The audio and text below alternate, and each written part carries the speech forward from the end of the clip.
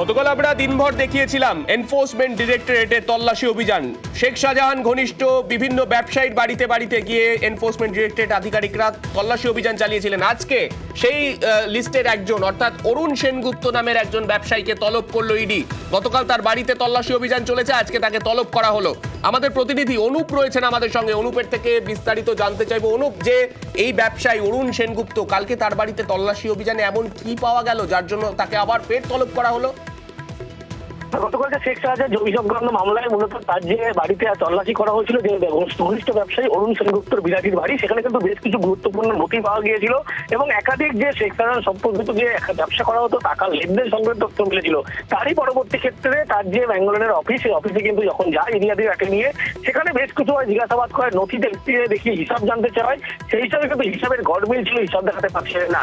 এরপরে কিন্তু রাত ভোর সেখানে তল্লাশি করার পরে ইডিয়া বেরিয়ে গেলেও আজকে কিন্তু অফিসিয়ালি সেই নথি খতিয়ে দেখার পরে সেই শেখ শাহজাহান ঘনিষ্ঠ ব্যবসায়ী মূলত তাকে তলব করা বলা হলো আগামী সোমবার যাতে সরাসরি ইডি দপ্তরে বেশ কিছু নথি নিয়ে তিনি হাজির হন। তার কারণ ইডির পক্ষ থেকে বলা হচ্ছে যে শেখ শাহজাহান ঘনিষ্ঠ যে ব্যবসায়ী, সেই ব্যবসায়ীর মাধ্যমে কিন্তু শেখ শাহজাহান সমস্ত টাকা কাটেন। চিংড়ির যে প্রসেসিং করা হতো থেকে শুরু করে একাধিক যে ফার্ম, সেই ফার্মের বিদেশে রপ্তানি, সমস্ত কিছু ব্যবসার মাধ্যমে করা হতো এবং সমস্ত কিছু কিন্তু শেখ শাহজাহানের টাকার মাধ্যমে এই ব্যবসায়ী বিভিন্ন রকম কাজ করতেন। এই তথ্য পাওয়ার পরে ইডির পক্ষ থেকে তলব করা হয়েছে এবং বলা হচ্ছে আগামী সোমবার একেবারে সকাল 11টায় সরাসরি ইডি দপ্তরে আসছে এবং সেখানে জিজ্ঞাসাবাদ করবে। শেখ শাহজাহান সম্পর্কিত বেশ কিছু তথ্য থাকতে জানতে চাওয়া হবে এবং তার বাড়িতে যে সমস্ত তথ্য মিলেছিল সেখানে নথির সঙ্গে হিসাবে কিন্তু বহু গোলমিল ছিল।